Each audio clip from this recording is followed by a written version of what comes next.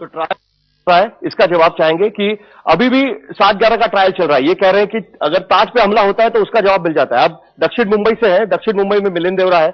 26/11 के समय तो मिलिंद देवरा आ गए थे, उन्होंने बात भी की थी। इस बार हमको लगता कि उन्होंने इस तरीके से चिदम्बरम साहब के साथ आए, उसके बाद कहीं दिखे नहीं। जिस दिन ये ब्लास्ट हुआ 7 बजे, मैं और मिलिंद देवरा साहब दोनों दिल्ली में थे। उसी रात को मिलिंद देवरा साहब बॉम्बे पहुंचे, मैं बॉम्बे पहुंचा। पूरी रात हर एक हॉस्पिटल में जाकर के इलाज किस तरह से होना चाहिए, इलाज किस तरह से हो रहा है, लोगों की क्या जरूरत है, वो पूरी की।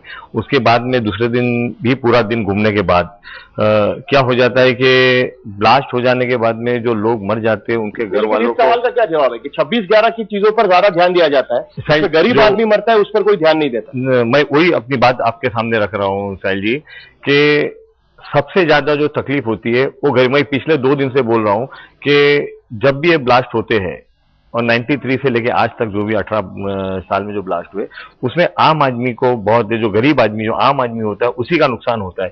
क्योंकि ये जो ब्लास्ट में लोग जो मरे हैं, वो आप अगर उसकी लिस्ट उठा के देखो 18 लोगों की, तो हम आम आदमी मरे। क्योंकि जो खाओ गली और वहां पर है वो एक आम आदमी आपको मिलेगा। तो जहां तक कि आपने बात की है मिलिंद देवरा साहब की, वो 2 दिन से बिल्कुल लगातार लोगों के संपर्क में, हॉस्पिटल के संपर्क में, और जितना काम उनको स्टेट लेवल और सेंट्रल लेवल पे करना है वो कर रहे हैं। और आपने जैसा कि बताया कि 26/11 अटैक के बाद में जो फोर्स 1 बनाने का जो मेन रोल अगर किसने महाराष्ट्र गवर्नमेंट के साथ में निभाया, सेंट्रल गवर्नमेंट, तो मिलिंद देवरा साहब ने उसको किया। वो आपको और आपके माध्यम से पूरी जनता को मालूम है। ट्रायल फास्ट होना चाहिए।